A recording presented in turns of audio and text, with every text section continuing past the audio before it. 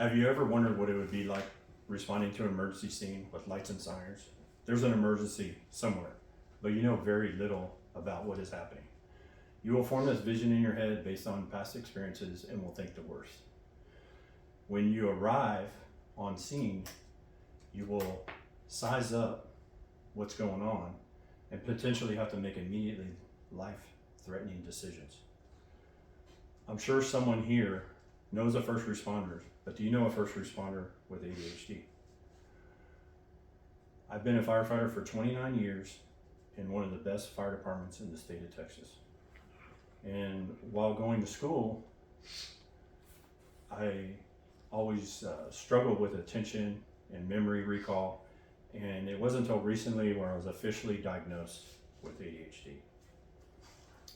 To fully understand the connection between ADHD and first responders, we will talk about ADHD and their characteristics, the common traits of first responders, and how they work to develop with each other.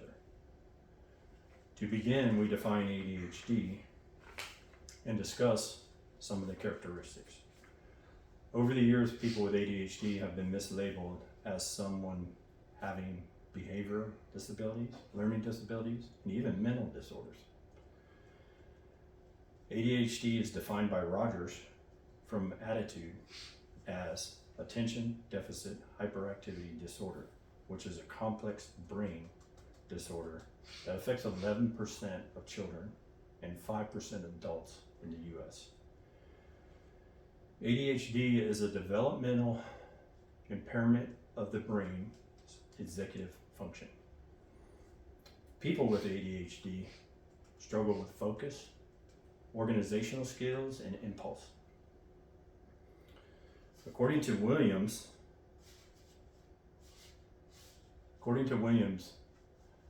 from a popular Attitude online website, he breaks ADHD into 3 different categories. Those categories are primarily hyper impulsive, primarily inattentive, and primarily combined. Now that we know about ADHD, let's talk about the common traits of a first responder. First responders from all over share several common traits.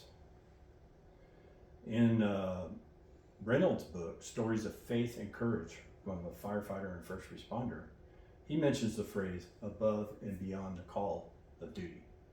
Many people see firefighters as heroic figures, willing to put their life on the line for someone they don't even know.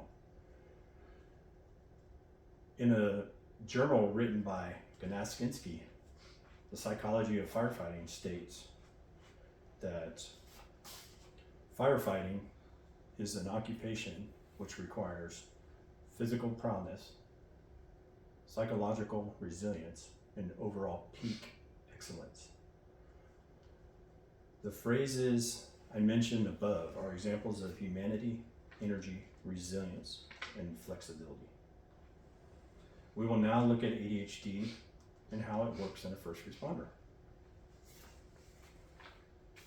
According to a recent study by Gordon Sachs, 18.5% of Marion Fire and Rescue EMS staff met the criteria for ADHD.